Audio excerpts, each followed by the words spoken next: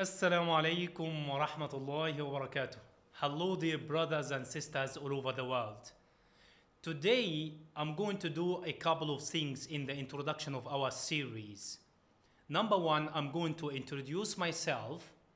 And number two, I'm going to show you exactly what we are going to do together for the sake of Allah subhanahu wa ta'ala. May Allah accept it, Ya Rabbi. Allahumma ameen. First of all, my name is Yusuf. I've been teaching and making da'wah in Africa for almost 3 years.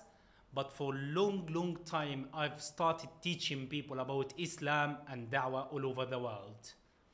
This episode, we thought about it because after I met a lot of people, they started to make mistakes. Even some imams, they make mistakes in some surahs of Quran. So I decided in Noor Media, we are going to tackle some problems with tajweed and how can you beautify, how can you correct your recitation of some surahs.